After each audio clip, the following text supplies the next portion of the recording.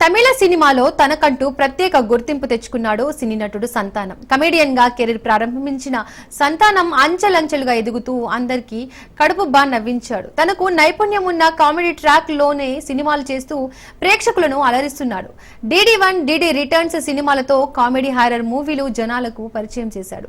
ప్రస్తుతం DD next level తో ప్రేక్షకుల ముందుకు రానున్నాడు సంతానం. ఇప్పటికే పోస్ట్ ప్రొడక్షన్, డబ్బింగ్ పనులు పూర్తి చేసుకున్న సినిమాకు UA సర్టిఫికేట్ ను ఇచ్చింది తమిళనాడు సెన్సార్ బోర్డు. ఇంతవరకు బాగానే ఉన్న ఆ సినిమాలో ఓ పాట వివాదానికి దారితీసింది. అది కూడా పాట యూట్యూబ్ లో విడుదల చేసి 2 నెలలు అయిన అనంతరం 10 మిలియన్స్ వ్యూస్ వచ్చాక తెలుగునాట ఆ పాటను సినిమా నుండి తొలగించాలని డిమాండ్ చేస్తున్నారు శ్రీవారి భక్తులు.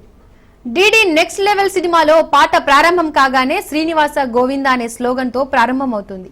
ఫ్రెండ్ కు పార్టీ ఇచ్చిన డబ్బులు గోవిందా, పాప్కార్న్ ట్యాక్స్ గోవిందా, కథానాయకి నటన గోవిందా, అభిమానుల పరిస్థితి గోవిందా అంటూ మొదటి చరణాలు ఉన్నాయి. ఈ సాంగ్ ను ర్యాంప్ సాంగ్ గా మేకర్స్ చిత్రీకరించారు. కోట్లాది హిందువుల ఆరాధ్య దైవమైన శ్రీ వెంకటేశ్వర స్వామి వారి పేరును వాడే సమయంలో ఆ పాట భక్తికి అనుసంధానం అయ్యి ఉండాలి. అలాంటిది ఈ పాటలో కేవలం ఓ సినిమా గురించి, హీరో గురించి పాట చేస్తున్న సమయంలో గోవింద నామాలు వాడడం సరికాదని, అందులోనూ ర్యాప్ సాంగ్ లో గోవింద నామాలు వాడడం ఏంటని శ్రీవారి భక్తులు మండిపడుతున్నారు. ఆ పాటను సినిమాలో లేకుండా తొలగించాలని డిమాండ్ చేస్తున్నారు. DD నెక్స్ట్ లెవెల్ సినిమాలో గోవింద నామాలను ర్యాప్ సాంగ్ గా సంగీత దర్శకుడు మార్చాడని జనసేన నాయకుడు కిరణ్ రాయల్ తెలిపారు. పాటను వెంటనే తొలగించాలని డిమాండ్ చేస్తూ తిరుమల 1 టౌన్ పోలీస్ స్టేషన్ లో ఫిర్యాదు చేశాడు. సినిమాలో గోవింద నామాలతో ఉన్న పాటను వెంటనే తొలగించేలా చర్యలు తీసుకోవాలని కోరారు. తమిళనాడులో నాస్తిక ప్రభుత్వం ఈ పాటపై చర్యలు తీసుకోవడం లేదని ఆందోళన వ్యక్తం చేశారు. ప్రభుత్వం నాస్తికుల పాలనలో ఉండడంతో సెన్సార్ బోర్డు అనుమతులు ఇచ్చిందని తెలిపారు. తమిళనాడు ప్రజాప్రతినిధుల సిఫార్సు లేఖలను స్వీకరించకూడదని డిమాండ్ చేస్తున్నట్లు తెలియజేశారు.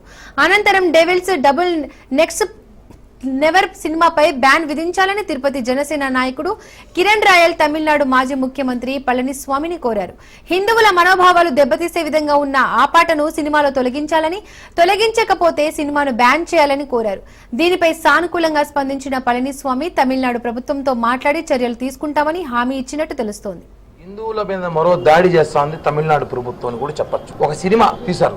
ఆ సినిమాలో ఒక పాటకి వెంకటేశ్వర స్వామి పాట స్వయాన మనం ఎంతమంది కొలుచుతాం భక్తితో తీస్తున్న పాటని వాళ్ళు ర్యాప్ సాంగ్ సెట్ చేసి, దానికి మ్యూజిక్ సెట్ చేసి, క్లబ్ డాన్స్ సెట్ చేసి ఆ పాటని హిందువుల మనోభావాలు, వెంకటేశ్వర భక్తుల మనోభావాలు దెబ్బతీసే విధంగా ఉన్నది. దీన్ని మేము సీరియస్ గా తీసుకుంటున్నాం.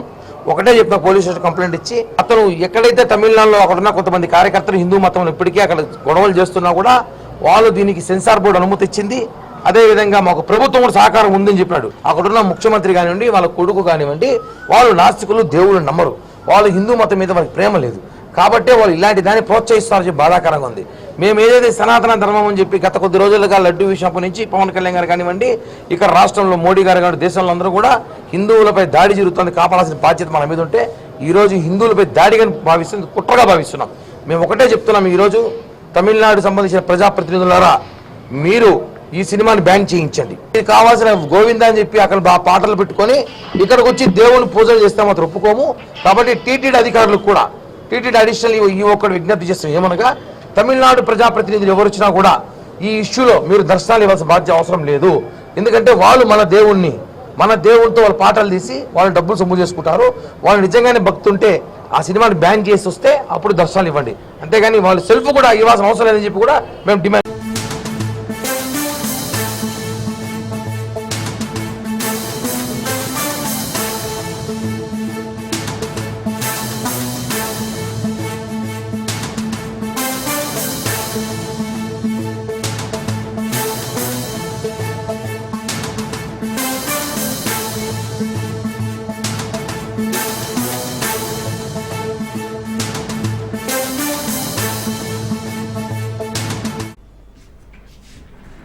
రాష్ట్ర సమాచార హక్కు చట్టం కమిషనర్లుగా సీనియర్ జర్నలిస్టులు పివి శ్రీనివాస్, అయోధ్య రెడ్డి, న్యాయవాదులు దేశాల భూపాల్, మొహిసినా పర్వీన్ ప్రమాణ స్వీకారం చేశారు. రాష్ట్ర ప్రధాన సమాచార కమిషనర్ జి చంద్రశేఖర్ రెడ్డి ప్రమాణ స్వీకారం చేయించారు. ఈ కార్యక్రమానికి సీఎం రేవంత్ రెడ్డి, సిఎస్కే రామకృష్ణరావు హాజరయ్యారు. ఈ సందర్భంగా నూతనంగా ప్రమాణ స్వీకారం చేసిన ఆర్టీఐ కమిషనర్లకు సీఎం శుభాకాంక్షలు తెలిపారు.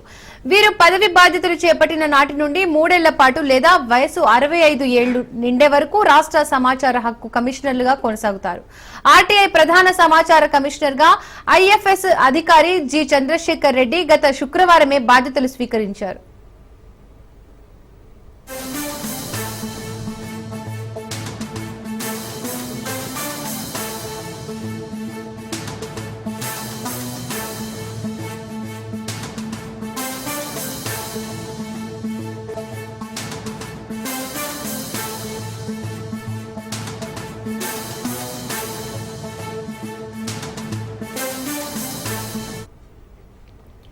రాష్ట్ర సమాచార హక్కు చట్టం కమిషనర్లుగా సీనియర్ జర్నలిస్టులు పివి శ్రీనివాస్, అయోధ్య రెడ్డి, న్యాయవాదులు దేశాలపట భూపాల్, మొహిసినా పర్వీన్ ప్రమాణ స్వీకారం చేశారు. రాష్ట్ర ప్రధాన సమాచార కమిషనర్ జి చంద్రశేఖర్ రెడ్డి ప్రమాణ స్వీకారం చేయించారు. ఈ కార్యక్రమానికి సీఎం రేవంత్ రెడ్డి, సిఎస్కే రామకృష్ణరావు హాజరయ్యారు. ఈ సందర్భంగా నూతనంగా ప్రమాణ స్వీకారం చేసిన ఆర్టీఐ కమిషనర్లకు సీఎం శుభాకాంక్షలు తెలిపారు.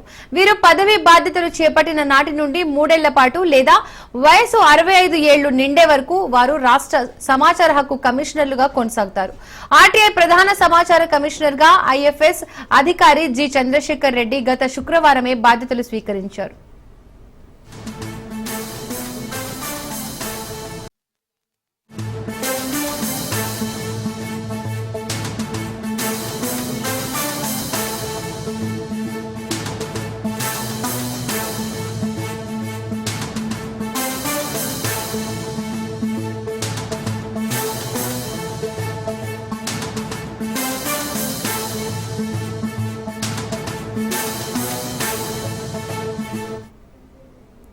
టీమిండియా కెప్టెన్ రోహిత్ శర్మకు ఘన సత్కారం లభించింది. మహారాష్ట్ర ముఖ్యమంత్రి దేవేంద్ర ఫడ్నవీస్ హిట్ మ్యాన్ ను తన ఇంటికి ఆహ్వానించి సన్మానించారు. పుష్పగుచ్చం అందించి శాల్వాతో రోహిత్ ని ఫడ్నవీస్ సత్కరించారు. అతడితో కలిసి కాసేపు సరదాగా ముచ్చటించారు.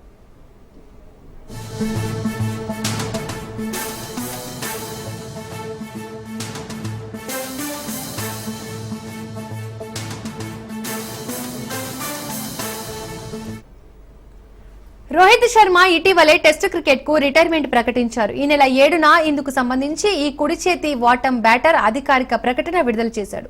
తెలుపు రంగు జెర్సీలో దేశానికి ప్రాతినిధ్యం వహించడం తనకు దక్కిన గొప్ప గౌరవం అంటూ భారమైన హృదయంతో వీడ్గోలు పలికాడు. అయితే వన్డేలో మాత్రం తాను కొనసాగుతానని రోహిత్ శర్మ ఈ సందర్భంగా స్పష్టం చేశారు.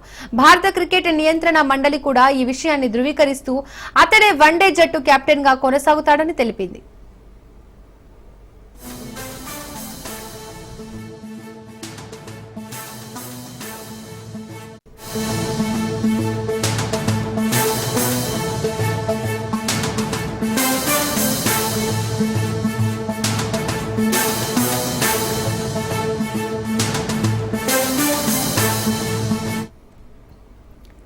ప్రముఖ టెక్ దిగ్గజం మైక్రోసాఫ్ట్ మరోసారి భారీగా ఉద్యోగాల కోతకు సిద్ధమైంది. 2023లో 10,000 మందిని తొలగించిన ఈ సంస్థ ఇప్పుడు ప్రపంచవ్యాప్తంగా తమ సిబ్బందిలో 3% మందికి లే ఆఫ్లు ప్రకటించేందుకు సిద్ధమైనట్లు తెలుస్తోంది. గత ఏడాది జూన్ నాటికి ఈ సంస్థలో 2,28,000 మంది ఉద్యోగులు ఉన్నారు. తాజాగా మైక్రోసాఫ్ట్ తీసుకున్న నిర్ణయంతో వేలాది మంది ఉద్యోగులపై ప్రభావం పడే అవకాశం ఉన్నట్లు అంచనా. మార్కెట్లో పైచేయి సాధించేలా ఉత్తమంగా ఉండేందుకు అవసరమైన సంస్థాగత మార్పులను అమలు చేయడానికే ఉద్యోగాల కోత అని సమాచారం.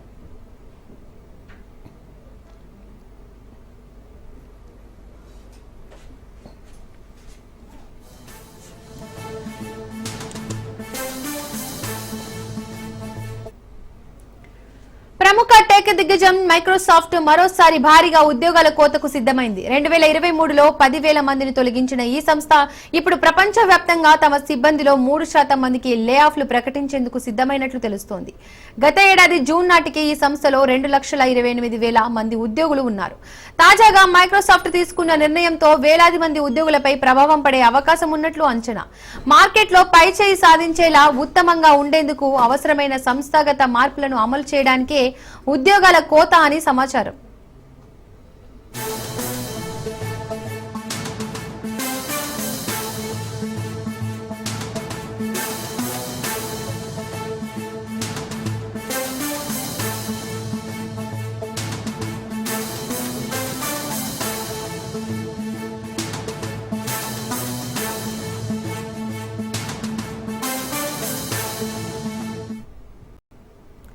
రైతన్నల గోసలపై హరీష్ రావు ట్వీట్ చేశారు. తక్షణమే రాష్ట్ర ప్రభుత్వం రైతన్నల ధాన్యాన్ని కొనుగోలు చేయాలని డిమాండ్ చేశారు.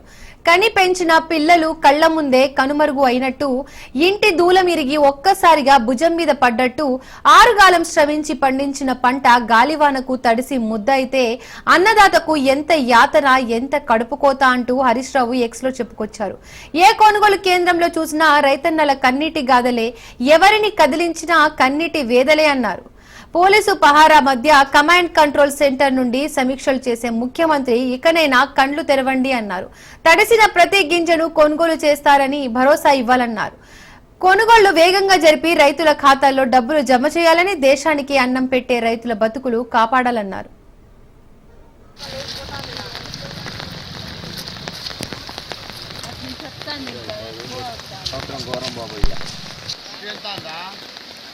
కమ్ముతాంది, ఇటు కమ్మింది, ఎక్కితే ఇట్లా పడి అట్లా అక్కడికి వెళ్తే మిషన్ కాంచెల కిందకి వెళ్తుంది.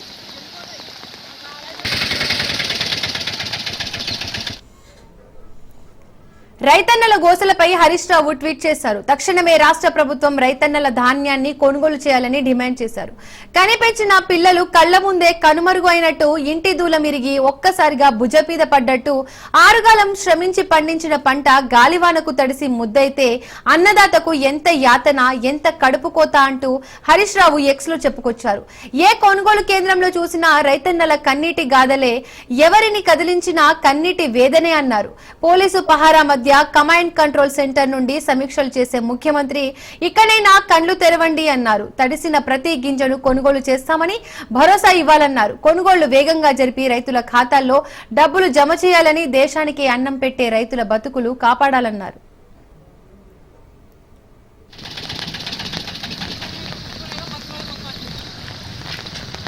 అడుగుడెక్కినాయి.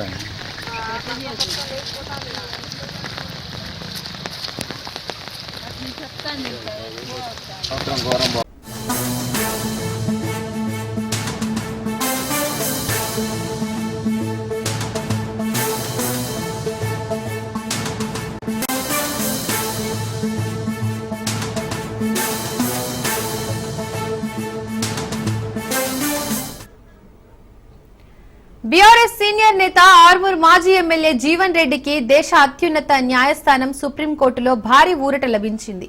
మెకిలాలో 114 ఎకరాల భూమి కబ్జా చేశారంటూ ఆయనపై ఆ భూ యాజమాని సామ దామోదర్ రెడ్డి మాజీ ఎమ్మెల్యే జీవన్ రెడ్డిపై పోలీసులకు ఫిర్యాదు చేశారు. ఈ మేరకు ఆయనపై మెకిలాతో పాటు చేవెళ్ల పోలీస్ స్టేషన్లలో పలు సెక్షన్ల కింద కేసులు నమోదయ్యాయి. దీంతో జీవన్ రెడ్డి కేసులో ముందస్తు బెయిల్తో పాటు తనను, తన కుటుంబ సభ్యులను అరెస్టు చేయకూడదంటూ సుప్రీంకోర్టులో పిటిషన్ దాఖలు చేశారు. ఈ మేరకు ఇవాళ మరోసారి ఆయన పిటిషన్ పై విచారణ చేపట్టిన ధర్మాసనం కేసులో ముందస్తు బెయిల్ మంజూరు చేస్తూ తీర్పును వెలువరించింది. అదేవిధంగా కేసులో విచారణకు పూర్తిగా సహకరించాలని పిటిషన్ తరపు న్యాయవాదికి సూచించింది.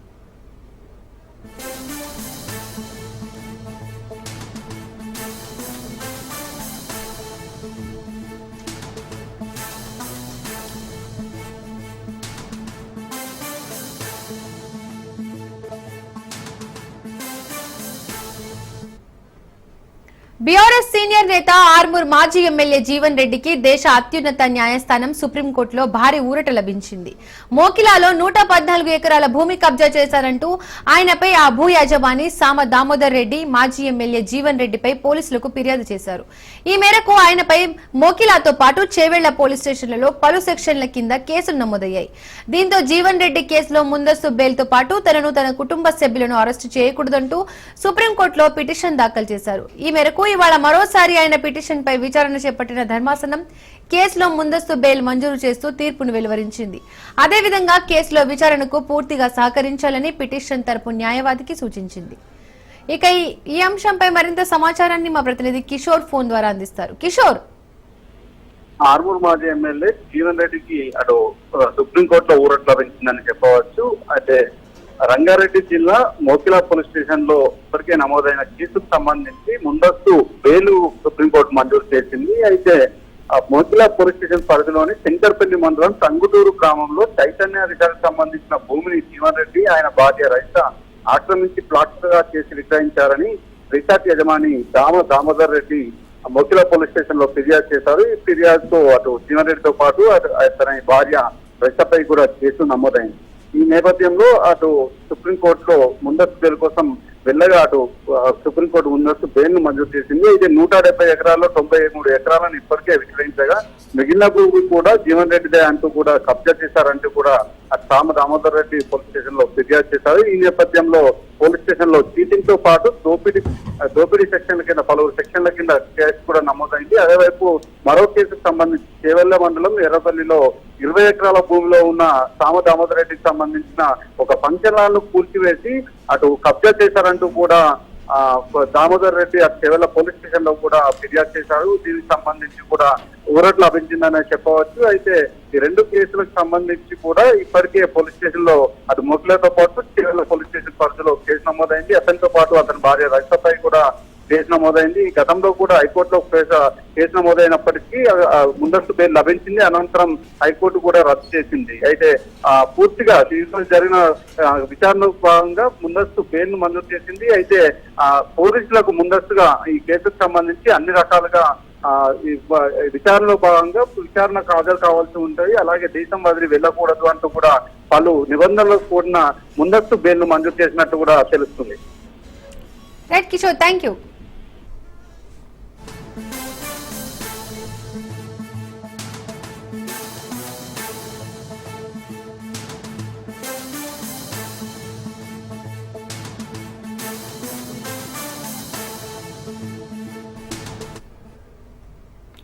ములుగు జిల్లాలో రైతులను వర్షం నిండా ముంచింది. అకాల వర్షంతో అన్నదాతలు అరిగోస పడుతున్నారు.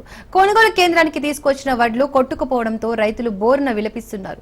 తాడ్వాయి, మంగపేట, కన్నైగూడెం, వాజేడు, నూగూరు, వెంకటాపురం మండలాల్లో వర్షం దంచికొట్టింది. దీంతో అమ్మడానికి తెచ్చిన వడ్లు వర్షపు వరదలో కొట్టుకుపోయాయి. రాష్ట్ర ప్రభుత్వం తమను ఆదుకోవాలని రైతులు డిమాండ్ చేస్తున్నారు.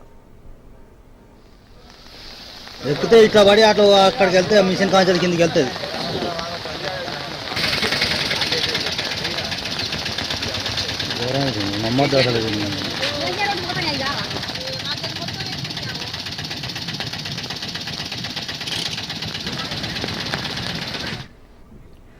ములుగు జిల్లాలో రైతులను వర్షం నిండా ముంచింది. అకాల వర్షంతో అన్నదాతలు అరిగోస పడుతున్నారు. కొనుగోలు కేంద్రానికి తీసుకొచ్చిన వడ్లు కొట్టుకుపోవడంతో రైతులు బోరున విలపిస్తున్నారు. తాడ్వాయి, మంగపేట, కన్నాయిగూడెం, వాజేడు, నూగూరు, వెంకటాపురం మండలాల్లో వర్షం దంచికొట్టింది. దీంతో అమ్మడానికి తెచ్చిన వడ్లు వర్షపు వరదలో కొట్టుకుపోయాయి. రాష్ట్ర ప్రభుత్వం తమను ఆదుకోవాలని రైతులు డిమాండ్ చేస్తున్నారు.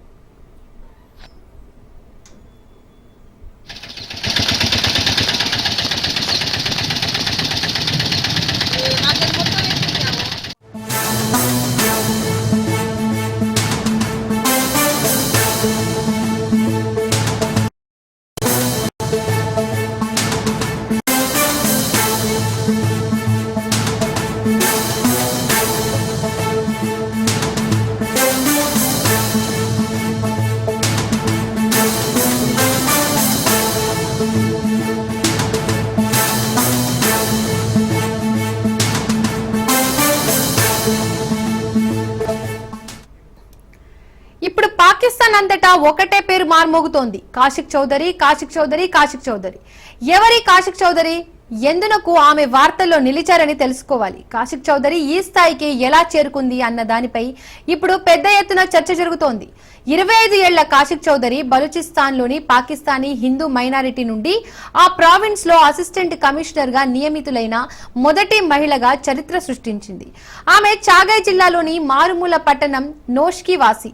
తన కుమార్తె కృషి, నిబద్ధత కారణంగా అసిస్టెంట్ కమిషనర్ గా అవకాశం లభించిందని తండ్రి లాల్ విలేకరులతో అన్నాడు. చిరు వ్యాపారిగా పనిచేసే లాల్ తన కుమార్తె ఎల్లప్పుడూ చదువుకోవాలని, మహిళల జీవితాల్లో మార్పు తీసుకురావాలని కోరుకుంటుందని అన్నారు. మైనారిటీ వర్గాల ప్రజలు అంకిత భావం, కృషి ద్వారా అలాంటి స్థానాలకు చేరుకోవడం దేశానికి గర్వకారణమైన క్షణమని ముఖ్యమంత్రి భుక్తి అన్నారు. కాషిక్ దేశానికి, బలూచిస్తాన్ కు గర్వకారణమని అన్నారు. సమా టీవీతో జరిగిన చర్చల్లో కాశిక్ తన ప్రిపరేషన్ కు 3 సంవత్సరాలు పట్టిందని, ప్రతిరోజు కనీసం 8 గంటలు చదివానని చెప్పింది. క్రమశిక్షణ, కృషి, సమాజానికి తోడ్పడాలనే కోరిక ఈ ప్రయాణంలో నన్ను నడిపించాయని ఆమె అన్నారు. మహిళల పురోగతికి కృషి చేయడం, మైనారిటీ వర్గాలకు మద్దతు ఇవ్వడం, ప్రావిన్స్ సమగ్ర అభివృద్ధికి తోడ్పడడం లక్ష్యమని ఆమె చెప్పారు.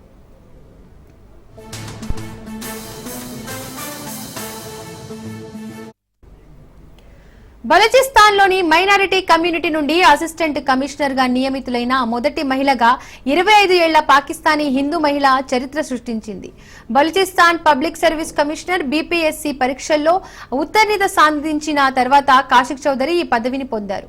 సోమవారం కాశిక్ ఆమె తండ్రి గిర్దారి లాల్ బలూచిస్తాన్ ముఖ్యమంత్రి సర్ఫరాజ్ బుగ్దిని క్వెట్టాలో కలిశారు. పాకిస్తాన్లోని పురుషాధిక్య వృత్తులలో తమదైన ముద్ర వేసిన సామాజిక, మత, సాంస్కృతిక అడ్డంకులను ఛేదించి ముఖ్యమైన స్థానాలను చేరుకోవడానికి అనేక మంది హిందూ మహిళలలో కాశిక్ తన స్థానాన్ని ఏర్పరచుకుంది.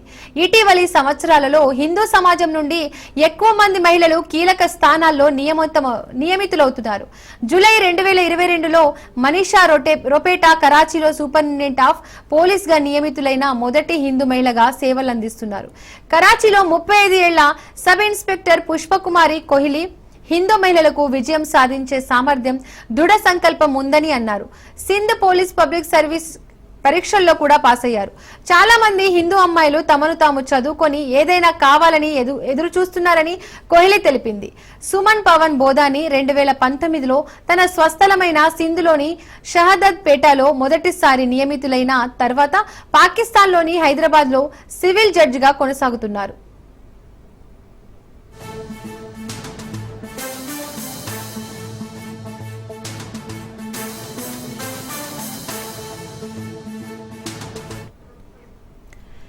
సింధ్ రాజకీయ నాయకుడు రమేష్ కుమార్ వాంగ్వాని మాట్లాడుతూ కుటుంబ మద్దతుతో చాలా మంది యువ హిందూ అమ్మాయిలు చదువుకొని ఉన్నత చదువుకోవడానికి కంకణబద్దులై ఉన్నారన్నారు.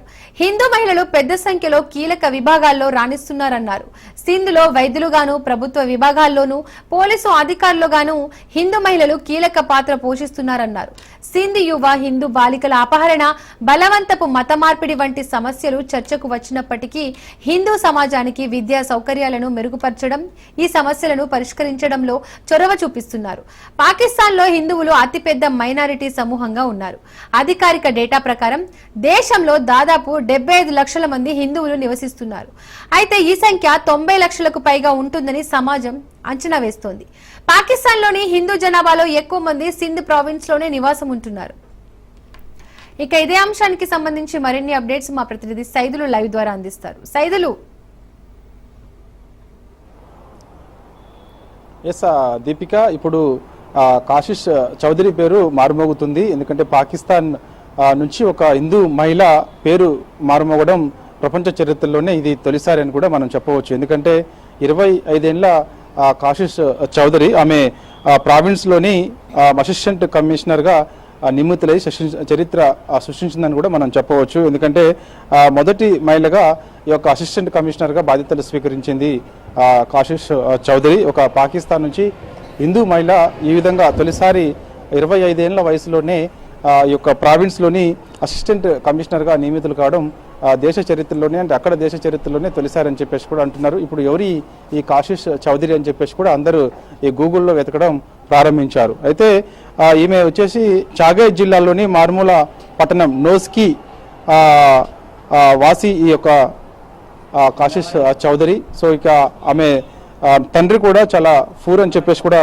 చెప్తున్నారు. ఎందుకంటే చాలా అత్యంత మారుమూల గ్రామం అయినటువంటి ఈ యొక్క పుట్టినటువంటి యొక్క కాశిష్ చౌదరి ఆ మారుమూల గ్రామంలోనే అనేక ఇబ్బందులు పడుతూ చదువుకొని ఇవాళ అసిస్టెంట్ కమిషనర్గా, ప్రావిన్స్లోని అసిస్టెంట్ కమిషనర్గా నియమితులు అవడం అంటే ఇది మామూలు విషయం కాదని చెప్పేసి కూడా అందరూ ఏ నోట విన్నా కూడా ఈ కాశిష్ చౌదరి పేరే పెద్ద ఎత్తున చర్చించుకుంటున్నట్టుగా మనకి సమాచారం అయితే అందుతుంది. వాళ్ళ తండ్రి చిరు వ్యాపారి అని చెప్పేసి కూడా చెప్తున్నారు. వాళ్ళ తండ్రి లాలు, ఆయన చిరు వ్యాపారి. ఎందుకంటే మైనారిటీ వర్గాల ప్రజల అంకిత భావం ఏ విధంగా ఉంటుందనేది కూడా మరోసారి కాశిష్ చౌదరి ఆమె చదువుకొని ఉన్నత స్థాయికి ఎదిగిన తర్వాత ఒక స్పష్టమైనట్టుగా కూడా చర్చించుకుంటున్నటువంటి పరిస్థితి కనిపిస్తుంది. ఎందుకంటే దేశానికే గర్వ కారణమైన క్షణం అని చెప్పేసి కూడా ముఖ్యమంత్రి భుక్తి అన్నారంటే మనం అర్థం చేసుకోవచ్చు. ఇక్కడ ఆమె 25 ఏళ్ల వయసులోనే ఈ యొక్క ప్రావిన్షియల్ అసిస్టెంట్ కమిషనర్గా బాధ్యతలు చేపట్టడం అంటే ఇది మామూలు విషయం కాదని చెప్పేసి కూడా ముఖ్యమంత్రి భుక్తి కూడా ముఖ్యమంత్రి భుక్తి నుంచి కూడా ఈ కాశీష్ చౌదరి ప్రశంసలు అందుకున్నారంటే మనం అర్థం చేసుకోవచ్చు. సో ప్రపంచవ్యాప్తంగా కూడా ఇప్పుడు అసలు ఎవరి కాశీష్ చౌదరి అని చెప్పేసి కూడా పెద్ద ఎత్తున చర్చించుకుంటున్నటువంటి పరిస్థితి కనిపిస్తుంది. సో ఇక దాని తర్వాత చూస్తే మాత్రం సమాజానికి మనం ఖచ్చితంగా ఒక తోడ్పాటునివ్వాలి అనే ఒక కోరిక ప్రయాణంలో నడిపించాయని చెప్పేసి కూడా ఆమె అంటున్నారు. అంటే కష్టపడి చదివి సమాజానికి ఏదన్నా ఒక మంచి చేయాలని చెప్పేసి ఒక దృఢ సంకల్పంతో నేను కష్టపడి చదువుకున్నాను. మా తండ్రి చిరు వ్యాపారి అయినప్పటికీ కూడా నన్ను ఈ విధంగా చదివించారు. ఎందుకంటే ఉన్నత స్థాయిలో చూడాలని చెప్పేసి నన్ను మొదటి నుంచి కూడా మా తండ్రి లాలు భావించారు. దానిలో భాగంగా నేను కష్టపడి చదువుకొని ఈ స్థాయికి వచ్చానని చెప్పేసి కూడా ఆమె చెప్తున్నారు. ఎందుకంటే బలిసిస్తాన్లోని మైనార్టీ కమ్యూనిటీ నుండి అసిస్టెంట్ కమిషనర్గా నియమితులైనటువంటి మొదటి మహిళగా కూడా కాశీష్ చౌదరికి పేరుందని చెప్పవచ్చు. ఎందుకంటే బలిసిస్తాన్ పబ్లిక్ సర్వీస్ కమిషన్ BPSC పరీక్షల్లో ఉత్తీర్ణత సాధించిన తర్వాత కాశీష్ చౌదరి ఈ పదవిని ఆమె పొందారు. ఎందుకంటే సోమవారం కాశీష్ ఆమె తండ్రి గిర్దాలాల్ బలిసిస్తాన్ ముఖ్యమంత్రి సర్ఫరాజ్ భుక్తిని కూడా క్వెఠాలో కలిశారు. ఆమెతో పాటు అంటే కాశీష్ చౌదరితో పాటుగా తండ్రి కూడా ముఖ్యమంత్రిని కలిశారు క్వెఠాలో.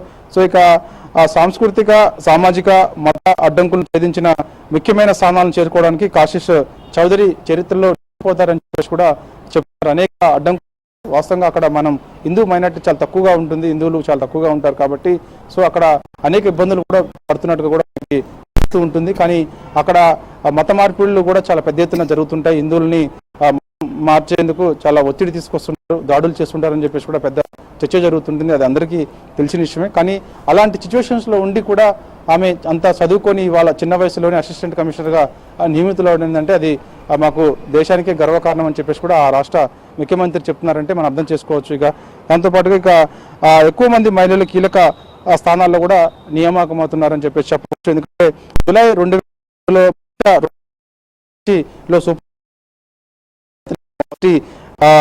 మహిళగా ఆమె సేవలు అందిస్తున్నారు అక్కడ. దాని తర్వాత కరాచీలో 35 ఏళ్ల సబ్ ఇన్స్పెక్టర్ పుష్ప కుమారి కోహ్లీ హిందూ మహిళలకు విజయంగా మనం చెప్పవచ్చు. ఆమె కూడా ఒక పోలీస్ ఆఫీసర్గా అక్కడ సేవలు అందిస్తూ వస్తుంది. సో ఇక సామర్థ్యం దృఢ సంకల్పం ఉందని చెప్పేసి కూడా మరోసారి ఒక హిందూ మహిళలు పాకిస్తాన్లో ఉండి కూడా ఈ విధంగా కష్టపడి చదివి రాణించడం అంటే మామూలు విషయం కాదని చెప్పేసి కూడా చెప్తున్నారు. సో ఏదేమైనా సరే ఈ యొక్క కాశీష్ చౌదరి పేరు మాత్రం అతి చిన్న వయసులోనే ఈ విధంగా అసిస్టెంట్ కమిషనర్గా నియమితులవడంతో ఎవరి కాశీష్ చౌదరి అని చెప్పేసి కూడా పెద్ద ఎత్తున చర్చించుకుంటున్నటువంటి పరిస్థితి. బలిసిస్తాన్ కూడా మా దేశానికి చాలా గర్వకారణం అని చెప్పేసి కూడా ఆమె గురించి ఆ దేశం నుంచి కూడా ప్రశంసలు కాశీష్ చౌదరి అయితే అందుకుంటుంది. Right, thank you Saidulu.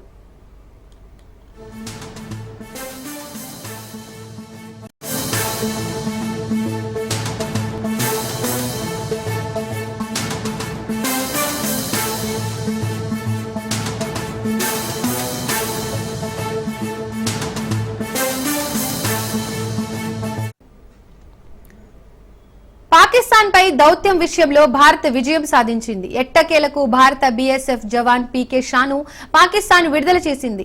20 రోజుల తర్వాత భారత జవాన్ ను పాకిస్తాన్ విడిచిపెట్టింది. దీంతో సదరు జవాన్ కుటుంబ సభ్యులు ఆనందం వ్యక్తం చేస్తున్నారు. BSF కు చెందిన భారత జవాన్ పూర్ణం కుమార్ షా అనుకోకుండా పాకిస్తాన్ భూభాగంలోకి ప్రవేశించారు. దీంతో PK షాన్ పాక్ రేంజర్లు అదుపులోకి తీసుకున్నారు. గత నెల 23న ఈ ఘటన చోటు చేసుకుంది. అనంతరం దౌత్యపరంగా భారత్ పాకిస్తాన్ పై ఒత్తిడి తెచ్చింది. దీంతో 20 రోజుల తర్వాత PK షాను పాకిస్తాన్ విడుదల చేసింది. అటారీ సరిహద్దుల వద్ద జవాన్ ని భారత్ కు అప్పగించింది.